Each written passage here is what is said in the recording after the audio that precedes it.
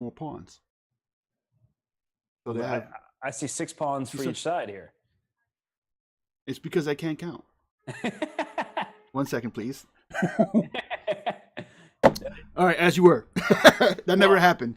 No, why? Well, I will say why you thought there were more pawns is because it looks this pawn chain is so nice that it almost seems like white has more pawns. And in particular, something that I want to highlight is a passed pawn, right? This pawn on d5, that's a passed pawn. If that queen is not there, that pawn can start moving. Right. And I think that's why it seems like white has an extra pawn, just because there's a free pawn that isn't on the loose yet, but would love to really be pushing home to get a promotion to a queen. Okay. I didn't see the potential there. And so that's what you were just talking about. What the future of the piece, whether it's, whatever. So I didn't think about what that pawn could be, what it can do for me. Exactly. And that's what I want you, as you continue to improve, I want you to keep thinking that way. Where and how can I improve my pieces? And just to kind of further emphasize this point, let's just make these moves just to show an example. If these queens got traded very quickly, okay, and that was the easiest way for me to figure out a way to trade them, who does this benefit, right? This pawn looks like it's free, but maybe I can blockade it. And also something that what I noticed immediately in the position was count the queenside pawns. Black has 2, white has 1. And have you learned about sort of flank pawns in an endgame, or am I going to be kind of giving you first-time knowledge here? First time. Okay, I'm going to drop some knowledge on you. You ready for it? Let me loosen up the cap here for a second there. Get the blood flow going. Okay, we're good. Let's go. You ready? Yep. You sure? No. Okay, but let's go. Let's do it. I'm going to say that you're ready. All right. And I think you are. Okay. The reason why flank pawns, right? Pawns on the side of the board, we tend to not like pieces on the side of the board. Mm-hmm. But why pawns on the side of the board are good in endgames is it takes longer for the king to get there, right? This king has to run all the way over to the queen side to be able to stop these pawns. Right. On the other hand, this pawn here, my king is just a short walk away from being able to get to this d pawn. And so, if we had to choose in endgames, you often choose the flank pawns because it makes the king's journey much harder. And not only can they be used to make pass pawns, but do you know the expression decoy as it refers to chess? Yes, I do know the expression, but I'm not. Yes, I do know the expression. I'm not clear on exactly what it is, so if you can elaborate on it. I will absolutely elaborate for you. Thank you. So why these can be used as decoy is, let's continue this line. Let's make a position. I'm just kind of making quick moves here, and h4, and here we go. And let's take with, say, the rook. Okay. So we get to a position where white still has this beautiful pawn chain. All right. And black doesn't have as quite nice of a pawn chain, but has this outside pass pawn that we were discussing, right? By having this a pawn, it means that white is going to be tied down to stopping that pawn from becoming a queen. Right. Now, I'm going to take this a step further because I think it's even more, and sorry to force pieces off like this, but when there are fewer pieces remaining, it's harder to stop a pawn except with, you only have 2 pieces to stop it with, so you're going to have to use your king and knight to stop this pawn, right? And in doing so, your king will have to start marching over to this a pawn, and that takes time. Yes. So maybe this pawn isn't necessarily going to become a queen, but it's going to require the enemy forces to gather around it. And in that time, maybe I can take advantage of that and do something in the center of the board over there on the king side. Does that sound at least a little bit understandable to you? No, it does. And I'm going to show you. Okay, I'll continue this and show you exactly how this plays out. I'm a visual learner, so that would help out a lot. So let's say it's good to be. Let's say go pawn to a5. Okay. Now my bishop wants to come to the a6 square. So I will go knight c3 to bishop a6 check, and my king will drop to c2. So note that your pawn can't move yet, right? But already there's a problem when my bishop comes to f1 and starts hitting your pawn chain from behind. Yep. I'm attacking the base. Right. So this goes to show immediately, actually, white's just losing a pawn. Oh, actually, white's not losing a pawn yet, because if I do this, I guess the pawn on e4 is protected, right? This is a defended pawn. Oh. So you're not losing that pawn just yet, but at the same time, I can always force this pawn chain forward. Right. And I guess to emphasize the point is these pieces are attracted, and well, they're not attracted. They kind of have to stay against the defense of this pawn. Maybe not both of them do, but at least one of them has to stay. Right. And let's say I started with a move like king to d6 first, or a move like pawn to f5 first, trying to hit, like when I go for the base of the chain now, maybe this is even better because I already have an attack on the e4 square. But the point is that white is tied down over here on the queen side, as I can't ignore this a pawn forever. Right. And the pieces quickly can become overwhelmed. And actually, an even clearer example, and if I am saying things too fast, or you want further examples, keep me posted. But I'm going to show an example here. Let's say, can I interject 1 second? Yeah. I'm following along. Yeah. At this point, but if there's anyone in the chat, if you guys are having issues understanding or can't keep track, please feel free to say, and we'll do our best to slow it down, speed it up, clear it up, whatever it may be. Because again, this is not, though I am getting, at least in my opinion, the most benefit out of this, but it's for you guys as well. So if there's something you don't get, please feel free to ask or ask for clarity. We'll get back to that. I appreciate it. Yeah. All right. And actually, now that you said it, I'm looking at the chat. Black at NL said the idea is the king cannot be at two sides of the board at the same time, which is actually a way that I don't even think about it, because it's because I've been playing for so long, it's sort of, I just know it, but it's always good to explain it. And that's a great point. And actually what I was about to give an example of is the king can't be on the A file and protecting the king side at the same time. Right. And this is why I was talking about a pass pawn is also as a decoy, is I'm tying some of white's pieces down to the defense of this pawn on the queen side. And let's say, this example continued here. My king now has a direct path over to the queen side, which would help my pawn.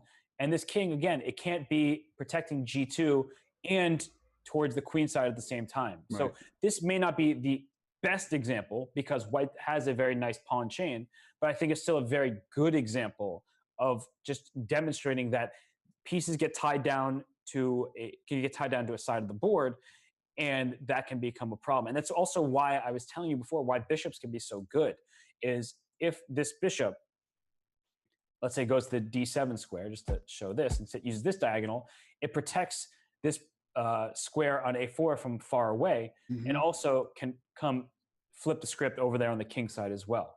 So the bishop can use both sides of the board to its advantage. So it has a great line of fire. Exactly, right? It's got that long range that is able to help both sides, and it limits a knight. A knight actually often struggles against a bishop unless it has a clear outpost. The knight would be great on the c5 square because the bishop can't kick it, right? As we talk about, the bishop stays on one diagonal, the knight can go from diagonal from color to color. So if this knight can't get to a useful square, and c3 is fine, but not the best square in the world, then it can show the power of that bishop because it occupies so many squares at the same time.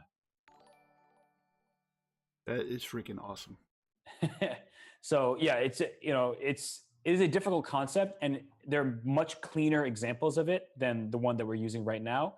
But it is something that I always keep in the back of my head when I'm looking at the position where we started with. And sorry to go so far back, but no, it's fine. We looked at this position. It seems, what did anything I just said, how does it have any influence on the game at hand? Well, to me, it influences, do I trade queens or not? I see the pros and the cons of trading queens. Do I trade rooks? Well, if I trade rooks and trade queens, then what happens in the end game? So I'm always thinking in that kind of mindset of, if pieces get traded, how does that look? And in the game, we don't have the benefit of taking the pieces off and putting them back on. Right. In this session, we definitely do, right? I just went to an example where all those queens and rooks were traded, but now I'm back here and I'm thinking, well, who did that really benefit? And if I think that benefits black, if I'm white, maybe I don't want to trade all these pieces. If it benefits white with the black side, I'm saying, well, I don't want to trade all these pieces either, right? So it determines who wants to make those trades. Okay, I'm gonna take a quick break. that was good stuff there. It's a lot of stuff, but that was good stuff. And that's something that I've always, how do I say, like yearned for, because I think, as a beginner, I get hit with a lot of great advice, but the main thing that I began to focus on is like my openings. I gotta get my opening. What am I gonna do? D4, E4. What am I gonna do? That's what I kept harping on, but then it will get to a point where it's like, okay, so what now? Like I know the mission is to get this king. That's my mission. But it's like, what now? What do I go from here? So I lacked the planning. I lacked the thinking it through, and this is great, because it's like, this is exactly what I needed. This is exactly what I hope a lot of you guys out there are needing. It's just like the follow through. It's one thing, like, it's one thing to shoot, right? But then once you pull that trigger, and I'm sorry because I'm going into the Marine mode, but once you pull that trigger, it doesn't end. The actual shot doesn't end. You got to follow through, slowly let go of that trigger, and then wait for the shot to hit before the whole thing is complete. So for me, I was doing the openings. I would shoot, and then I'll put the weapon down and look to see what happened, and I just was lost. I lost the round. I didn't know where it hit. I don't know what my purpose was. So this is great. I'm going to do another quick moment, and I just want to, we got tons of follows. I mean, I can't even keep up with all the follows. Just a couple here, if I may. Snaps45, thank you for the follows. Straight Genesis, Red Ray Royal, can't pronounce that name, but TFU, thank you so much for the follow. And you got Jesper Lund Thompson, he's been a long time supporter, just resubbed again. Iron Hawaii just continues to drop the biddies. Japanese Tutor with the 500 biddies, thank you so much. I mean, the support is overwhelming here. It's really overwhelming. I thank you guys once again for stopping by, and not just supporting me, but supporting the community. That's what it's about. Growing together, improving together. Everybody's on the same journey together. So, Thank you so much for that, Colin. Thank you, IO. I mean, all these faces I see on the regulars. Thank you so much for coming by and supporting the chat. It's hard for me because I just realized not too long ago that we have 2.1 thousand viewers. That's freaking crazy. Welcome to the big show. That's insane. I don't know. I mean, I can't even keep up with myself right now, let alone the chat and then the knowledge that's being brought. So again, I would actually go back and watch this VOD and answer every stinking question as much as I can, after the stream, because I appreciate you guys so much. So if I don't respond or if I don't acknowledge, again, like I said before, count it to my head, not my heart. The mods are doing a great job answering questions. If you don't know who the mods are, they're the ones with the green swords next to their name.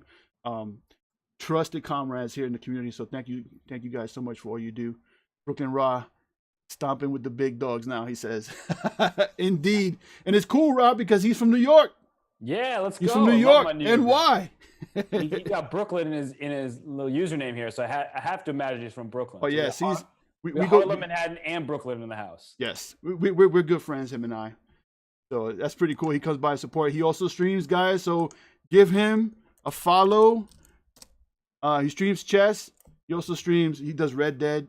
He does poker. He does whatever he fancies. He's a cool cat. Check him out. Nice. Appreciate that. Appreciate the break there. If there's any questions, please feel free. Chess TV as well. I didn't forget about you guys. Thank you so much for your participation, for just swinging by.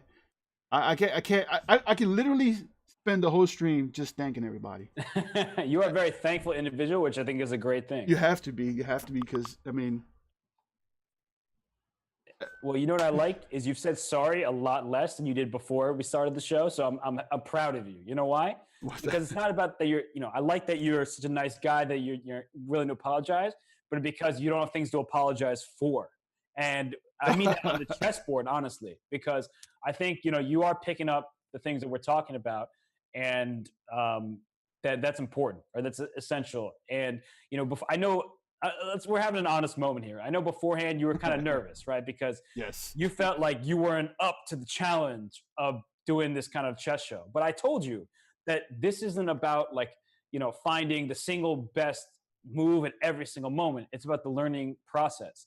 And that is what's happening here. And I think that you're doing a great job. In fact, you're making this so much fun for me, because there's some people who they're not willing to just, listen, or they get tired of my voice. I get tired of my voice. So, I mean, let's be real. But I think you're you really are a great student for the game, and that's great for this community, because what everyone needs is someone who's willing to really, suffer sometimes and Yes. suffer through that learning experience, because learning isn't always fun. But with chess, I find it always fun. I'm still learning. Honestly, I still listen. If I see right now for this event, the Grand Chess Tour, Peter Svidler, and he's doing commentary actually in Russian for the St. Louis Chess Club. And Yasser Seirawan, Maurice Ashley, Jen Shahadi, they're all doing commentary. I enjoy listening to other commentators because they drop some knowledge that I don't have initially. So it's always for the benefit of the brain. Thank you so much for that. Of course. Don't cry too much now. Come on, you got to save up those tears. It's funny, for the beginning of the stream, there was a good month or so that everybody tried to get me to cry on stream. Yeah? Yeah, it was hilarious. I'm a very emotional guy. I'm very emotional. So they found that out and they tried to get me to cry on stream. Didn't work, though. I must say, it didn't work. Yeah, I mean, honestly, if you cried, I wouldn't know what to do right now, but I would give you like a pat on the back through the camera. But yeah, you don't no reason to cry right now because you're learning. Yes, you're, indeed. You're indeed, doing I this. am. And I actually wanted to give a little bit more learning right here for a second, if that's okay. Please do. Please do. Okay. Thank you for that. So the move after Queen E3, and actually it's funny because I mentioned Queen E3 as the first move. The last move was Rook to C2. And this is an interesting dynamic in this position. And the reason I feel confident in saying that is because we talked about this pawn on D5, right? Actually, let's turn that blue because that's a pass pawn. Okay. What do you like to do with pass pawns? What do I like to do with pass pawns? Yeah, what do you like to do with pass pawns? Promote them, no? Yeah. I mean, you know the answer to that. That wasn't a trick question. It was a trick question. No, it wasn't. It felt like it, though. But I got it right. And actually, for a little bit more chess terminology, what's this queen on D6 called right now? Queen on D6? It's obviously a queen, but when it's in front of a pass pawn, what do we tend to call those type of pieces? Blockade? No, block. There you go. Yes, I guessed, and I guessed right. Yes. That's a blockade. Very well. Right? How do you get rid of a blockade? Well, we can take the Marine Corps approach. What's the Marine Corps approach? Demolish it. Blow it up. Right. So we'd love to demolish it, but what happens when you go full steam ahead without realizing that blockade can fight back? Before? Let's say you just go all in for it, but then it punches back, right? That queen can still move. Just because it wants to stay here, it can still go forward, right? So we don't want to, force the issue too much because then that queen can jump back into the game and that could cause problems for us. Right. So we would love to say get this knight from E2 to B5 where we kick that queen out, and that would just be really nice, right? Because if that queen was forced to move, then our pawn starts pushing forward. Right. Another thing we'd love to do, and let's just make this happen on the board, is let's say even I take this pawn and then I push my pawn, right? Now I hit your queen and can start pushing my pawns towards the promotion squares, right? Yeah. Now, the danger in doing this is, for starters, white has given up this pawn on A2. And second of all, this bishop, if you ever push the D pawn, may have a new square to attack on G2. So I mentioned at the start of this, and just to go back to the beginning here, right here, it's double-edged. And that term is used way too much, I think. Like, this position is double-edged and not explained enough. Like, what does it mean to be double-edged? What does that mean to you? I mean, it's a situation, generally speaking, where it can work for you or against you. Right. I mean, that's actually the best way, the most concise way to sum it up, right? This position, either, like, let's say I give up this pawn on A2, either that works for me because I'm getting enough play in the center of the board or, trying to promote my pawn, or I'm just losing a pawn, in which case I'm in trouble. Right. So a sort of pawn sacrifice can either go really well for white, or it can be a terrible decision. And, I'll give a clean example of this. Let's say I go knight C3, protecting my pawn, and you play queen C7, attacking my knight, right? There are two attacks here. I go D6, and I say, oh, what happens here? Like, if I take on C3, I won a knight, didn't I? But plus your queen. I get a new queen. So it was worth giving up my knight to get a new queen, right? And I'm going to show you a pretty sick tactic. So stay with me for a second. All right. So I took on c3 with the queen. What if I take with the rook, saying, well, now my queen protects c3. If you take my queen on c7, I take your queen on e3. What do you see in this position? This is not easy at all. So I'm not putting you on the spot per se, but I'm trying to help you, realize certain ideas here. That's a passed pawn. That pawn wants to get promoted. But if I take on c7, rook takes e3, yeah, I can give you a check and get a promotion, but this bishop will sacrifice on that square, right? Right. And then black will be up a pawn because black will have 2 pawns versus 1 pawn here. So that exchange doesn't look as great for white as you would hope. So after rook takes c3, do you see any other possibilities here?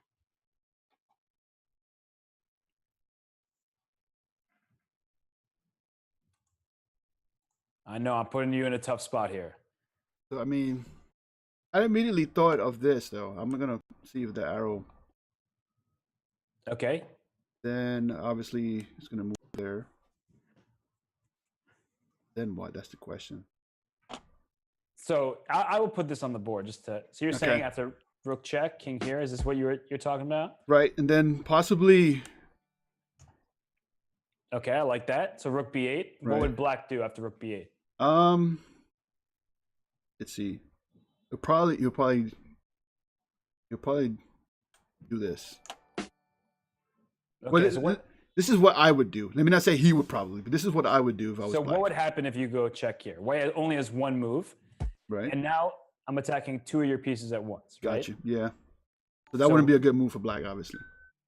Well, it's not the worst move, that's for sure. But you don't want to encourage a double attack, right? Because there's only 1 piece is under attack. Right. And I think what made you play rook e1 check is you were probably concerned, where does this bishop go? Because I need to keep control over here. So you can actually slide your bishop out to a6. Right. And that keeps that square under control. So if white were to queen, you're going to take it. And once again, black is an advantageous endgame up a pawn. All right, can we go back then? I want to try that again. I don't want to quit so easily. Okay. All right. I know you're not a quitter. I know you got this. All right, let's see. All right, so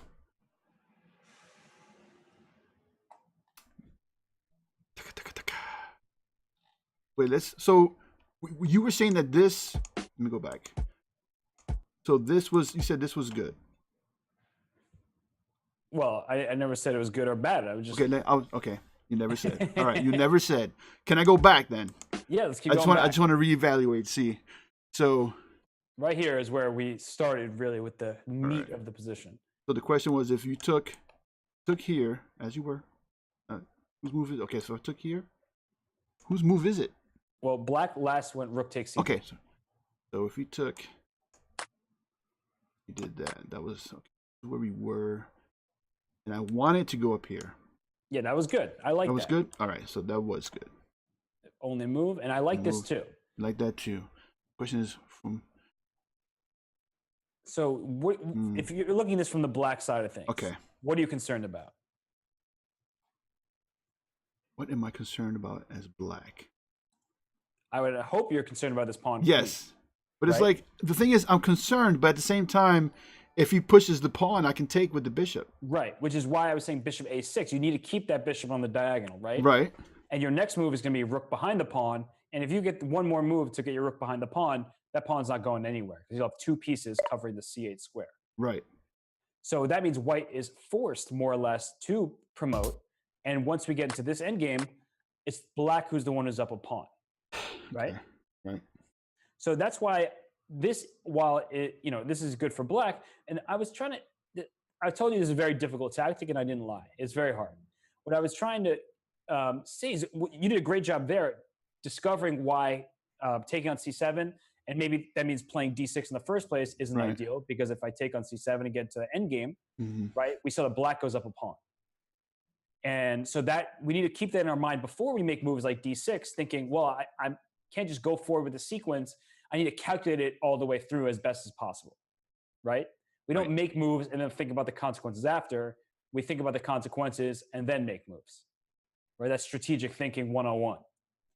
But And- that's how you're supposed to think about Right. it. And I will say that this is the reason why this is so hard is I'm actually sacrificing my queen. And that's something that I Would never calculate. there's two things I struggle most with: is giving up the queen and moving pieces back. For example, like bishops and knights, I have Yep. the hardest time bringing them back. Yep. And I mean, there's a reason for that. And Okay. I'll show you, I'll first emphasize why this is so good is because now I'm getting a queen and my rook protects the queening square. Mm-hmm. And there's no way for you to put two pieces protecting that square for black. Right. So I'm going to get a queen and I will be up a rook versus a bishop. Well, a rook for a bishop and pawn. And that is just materialistically a good thing for white. And, we can look, there's no way possible to blockade the square or to get enough pieces protecting the square in one turn. And that means that, I could throw in a check, but my king just runs away. And still, next move, I'm getting that queen, if you like it or not. Now, moving pieces backwards is the hardest thing in chess. Yes, it is. And there's so many tactics where the best move is to do a retreat, and people never find it because they're looking for that aggressive knockout blow. When the best move is a subtle piece backwards, so that the next move you can attack, freely. Right. So it is a very difficult concept. And this queen sacrifice is similarly extremely difficult, just giving up your queen because you don't see it here. It's not like you don't come to this moment and then it works out. You see it back here when that queen goes to c7, attacking your knight for a second time. Then you have to realize that, well, if I'm giving up this knight, I have to have something concrete in response. And so I understand after d6, after queen takes, well, this makes perfect sense to me. Now I'm getting this queen and there's nothing you can do about it. But I haven't given up my queen. I've only given up a knight. And so I feel okay about it. I'm like, okay, this is so easy now. But if I have to give up my queen in the process, I'm much more nervous about it. And so I think, well, is that really enough? And the answer is here, it just happens to be because I am getting my queen back and there's nothing you can do about it. So you have to overcome those nerves and that kind of, I understand we have to value our material. We have to say, well, our queen is such an important piece. But if I'm getting a queen in response to giving up my queen, then it becomes all worth it. Right. And that's something that I try to, and I'm obviously not successful a lot of the times, is like, I know that each piece has its specific point value, its value, but it's like, I believe, just in my short experience with it, I believe that each value of the piece changes depending on the situation and the position. It changes, and that is a very high level thing you just said, and something important to keep in mind, because sometimes we say rook is 5, bishop is 3, or 3.5, or knight is 3.5, but sometimes the bishop is better than a rook. Yeah. So that is a very important thing that you just said. I mean, that I know you probably got to go about now too. I mean, it's 11, right? Oh my goodness.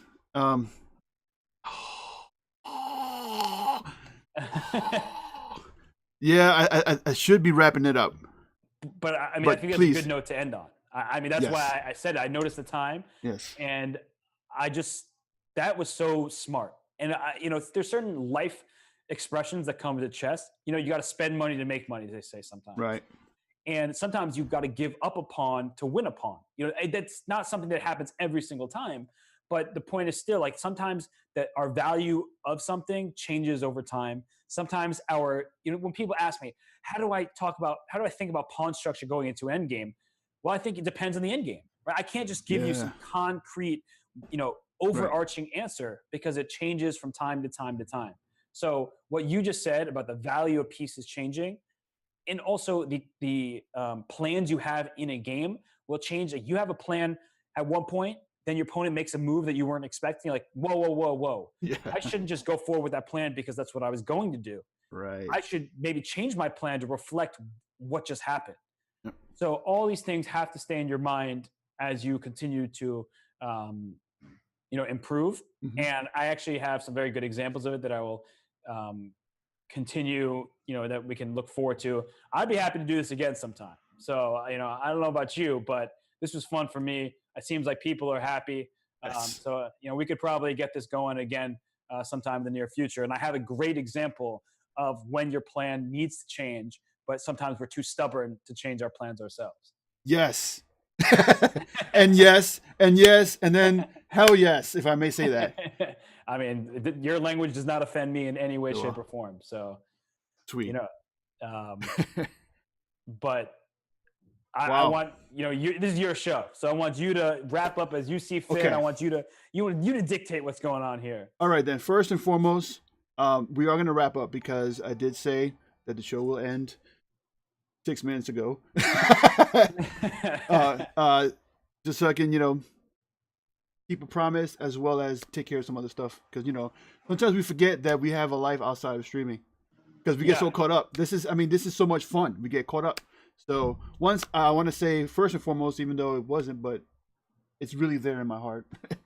Thank you so much. Thank you so much for stopping by. And once again, yes, this would be great to set up again. We can talk about that all stream when we can do that, obviously. It means a lot to me. It means a lot to me that you came by because I believe, if I may, there's kind of a gap in the community between players of my level and players of your level in the sense of knowledge and not just title, and we need to merge the two because we're one community and we'll grow more efficiently. We'll have a healthy growth if we work together. Does that make sense? Yeah, definitely. Yeah. So this is awesome. I'm sure the chat got as much as I did. I hope you got something out of it as well. At the very least, my thankfulness. So that's definitely a lot. So I appreciate it. Thank you. And I do want to do one thing. I did promise to give away, didn't I? I have to do that. So I normally have this cool app that does, the whole selection, but it's not going to work unless everybody's on Twitch. So what I want to do is I want to give away 2 diamonds. Whoa. We got Chess TV because I want to be fair. You gotta be fair. So we got Chess TV, and then we got declined that phone call. That's what we got.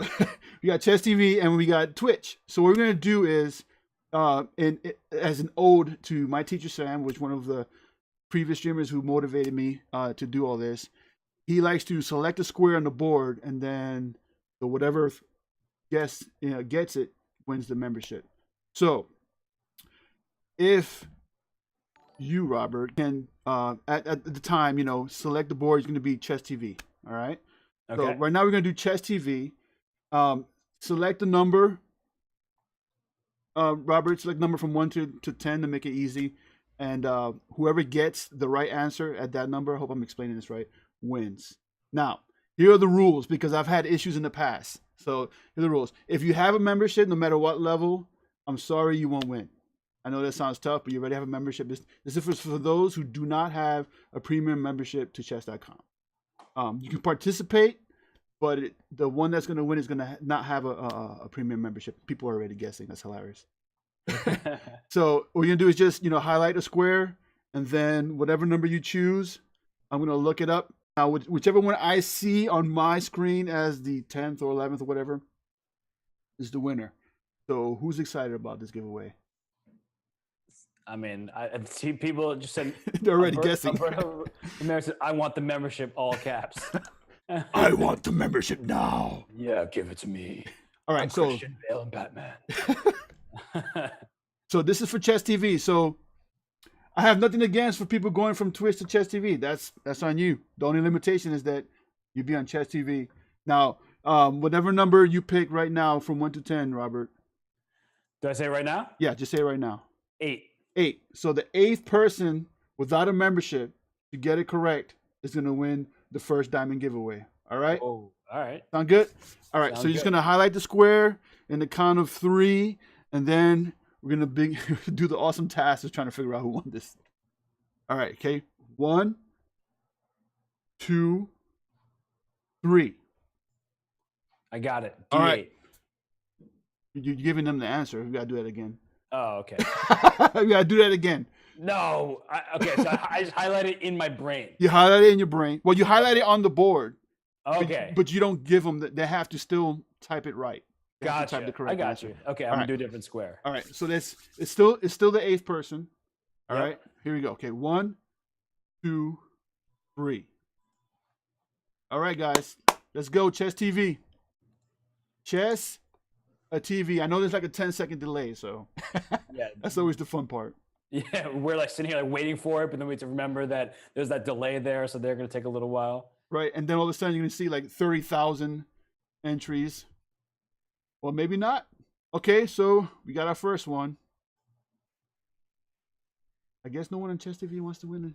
Yeah, no one wants that membership. That's funny because it's on Chess TV. You know, I know, it's like, and it's funny, the only person that guessed it has a diamond membership. Oh, someone said, is it because maybe we already got kicked off Chess TV? Ah, good point. All right, here we go. That makes sense. That makes perfect sense. Then I stand corrected.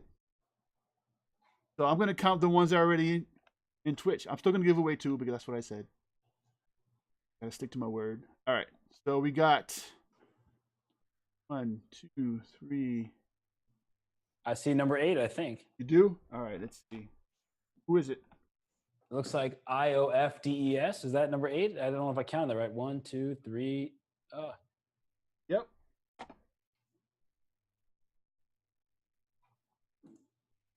Yep, that's IO.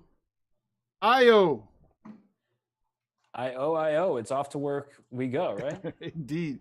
IO, you won. So what's your Chess TV username? Yeah, what are you on chess.com so we can get you that membership? As you were, yeah, I said Chess TV. Yeah, so yeah, just whisper me your chess.com username, and then we'll go to the next one right here. So I'm gonna pick this one. Okay. This is giveaway number 2, if you guys are ready. Jay Brazil is always saying it's rigged. All right, here we go. I'm gonna do the second giveaway. For chess says it's rigged. All right. 1, 2, 3. Let me clear the board of that one, okay? Yep. All right, and it'll be the 9th one. The 9th. Look at you go. You one up me, literally. Oh, and then we gotta check the poll results. It closed, by the way. While we wait for them to do that. Oh well. We'll go to it right afterwards, just for a hot second. So it says Hess, most deaf is Martin. He's too smooth, but can he sing? Oh boy. That's 45% of the votes. Wow. We all make mistakes. All right, so it looks like we got quite a few. Now the answer is G4. Now let's see. G4. So it looks like oh my goodness. I would just have G4 written out and just wait for 8 people to do it and then press enter as soon as I see the 8th person. I mean, you gotta time it right. G40, I'll still take that as G4. Let's see. Goodness. 2, 3, 6, 8, 4. Alberto Romera. Aha. Alberto Romera. He's been dying for a membership. Look at that. Alberto Romera. My internet is too fast. He said. Awesome. So Alberto Romera, hilarious. do me a favor. I believe I do know your name, but just do me a favor. Whisper it to me anyway, just to be safe. Whisper me your chess.com username, and then we'll get you that diamond ASAP. So IO and Alberto Romera, first and foremost, thank you for stopping by, and congratulations for winning the chess.com diamond membership. That's awesome. Indeed. Thank you for participating in that, Robert. My pleasure. So where do we go from here? Any other housekeeping that we need to take care of? I cleaned up my apartment yesterday. You so did? any housekeeping is all on you. That's what I need to do after this, actually. So. Oh. All right. So I think we're gonna end it now. The next question is who do we raid? That's a great question. We always gotta continue to support, babe. And when's your next show? Is it next Saturday? As of right now, it's next Saturday around the same time. Now the thing is, I'm trying to set something up for tomorrow. I see an hour tomorrow evening. I'm trying to do evenings on Sundays now. Nice. So I will. As a matter of fact, let me put that information out there. Thanks for asking that question. I mean, I gotta hype your channel. We're on your channel. So Thank you. So there you go. On Twitch, I just put all my social media links out there. Follow me on Discord, and right there, I will definitely keep you up to date of when the next show is. Metal Eagle's on, then I would definitely raid Metal Eagle. yeah, Metal Eagle gave those Yes. gift subs. Got to get Metal Eagle some love here. All right, guys. Metal Eagle it is. Just let me set up the raid before I do my last round of thanks and stuffs. Oh, I see someone asked about my next stream. Well, Yes. I know for a fact I'm doing a question. chess.com versus chess bra match on Monday. So everyone's got to tune into that. It's going to be me and Danny Wrench and I versus Eric Hansen and Amon Hambleton. So, well, you already know who I'm rooting for. I thought you don't have any favorite players, but I guess, you know, things change in the course of a little chess lesson here. No, you're definitely got my vote. The Martin Lewis squad is gonna take this. Definitely gonna take this. That's hilarious. That's gonna be so. When is it again? It's on Monday. I don't even know what time, but okay. I think maybe 2 to 5. It's where Arena Kings usually is. So okay. 2 to 5 Eastern time. It seems like something like that. Let me see. I think I have. Hopefully that works now. Nope, it's very misbehaving. All right, so let's do it this way. Once again, thanks for your patience. I want to make sure that everybody gets their due from all the support they've given today. There you go. There's his Twitch link. Give him a follow. Turn on notifications. So when he streams, now you're gonna be streaming with chess.com, correct? Yeah. So it's gonna be Danny and I will be doing it together. So it's gonna be on twitch.tv/chess. Okay, so it's gonna be chess. Oh, it's can't miss. All right, there you go. You can't miss. You definitely can't. So there's the chess link right there. Give him a follow as well. Turn on that notification. I'm gonna be there checking it out, harassing him on the chat, poking at the chess bras like this. So please check it out. Robert, you'll never know how much this means to me. I appreciate you coming on, dropping the knowledge. I'll definitely be putting that into practice. Hopefully, by the next time you come on, you will see the improvement. The enthusiasm is going to still be there. The desire is going to still be there. But, you know, prayerfully is going to be increased because of, you know, what you shared. And I thank you for that. I mean, you're learning. I can tell. I've watched some of your streams, and Aaron's got your back. You know, the producer. We got to give him a shout out too. But yes. you know, you're getting better, and I can feel it. And most importantly, you still have that hunger for the game. So, like you said, the enthusiasm's there, the hunger, the thirst for knowledge. So, keep it going. Thank you so much, Aaron Hawaii. We don't know where you're gonna stream next, but give him a follow there. His streams are hilariously awesome. He's been the one producing all the great events that have been happening, like the WCC. He's even producing this. He's behind the scenes right now. You guys don't know, but he's in the chat. Thank you for all the bits. Thank you for your time and your support and your encouragement from day one before we were both even in the program. So thank you so much for that. It means a lot. The chat, bless you guys. You guys are awesome. Blaze Roll on deck now. Thank you so much for your support, for stopping by and putting up with us. And that goes for Chess TV, even though you're no longer with us at this moment. That's fine. The love is still there. We'll see you next time. I think it was good. I hate shutting down the stream, but we have to go. So let's do this raid. Let me do that. All right, guys. Let Metal Eagle know that we are appreciative for what he's doing in the community and for those awesome sub bombs that he dropped. All right. So in the meantime, don't forget, have your cats and dogs spayed or neutered.